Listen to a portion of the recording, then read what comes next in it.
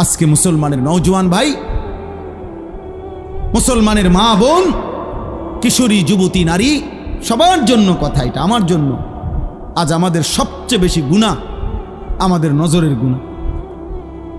আর এই নজরের কারণেই ধীরে ধীরে প্রত্যেক মানুষ যখন চোখ দিয়ে গুনাহ করে, এই মোবাইলে নারী দেখে, ছবি দেখে, উলঙ্গ দৃশ্য দেখে, হারাম নাজায়েজ ছবি দেখে, রাস্তায় দেখে বেপর্দা বেহায়া নারী দেখে, নিজের আত্মীয় স্বজনের থেকে হোক আর রাস্তার মহিলা হোক, প্রত্যেক মানুষের চোখে যা দেখে হারাম, তা অন্তরে আইসা জমা হয়।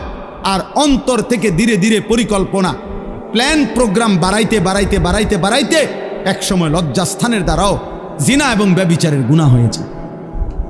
নাউজুবিল্লাহ, নাউজুবিল্লাহ, নাউজুবিল্লাহ। আজকে ছেলেরা, তোমাদের চেহারা দেখলে বোঝা যায় বাপ, মাত্র বয়স 18 বছর, চেহারার মধ্যে রসকস নাই। 16, 18, 20 বছরের ছেলেদের সাফা ভিতরে ঢুকে গেছে। তোমাদের চুল দেখলে বোঝা যায়, তোমাদের চেহারার বিমর্ষ ভাব দেখলে বোঝা যায় গুনাহ করতে করতে তোমরা ক্লান্ত, গুনাহ করতে করতে ক্লান্ত। অনেক ছেলে আছে, আমি তো জানি ভাই, আমার অনেক ছেলের সাথে সম্পর্ক আছে, শত শত ছেলের সাথে।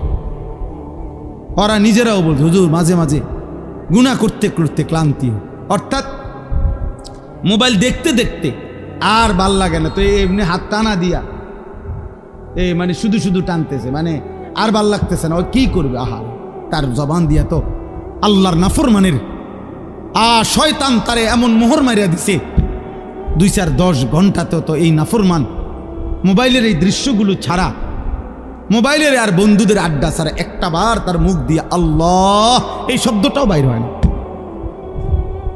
এই জানোয়ার সুখ পাবে কেমনে? এই হাইওয়ান সুখ পাবে কেমনে?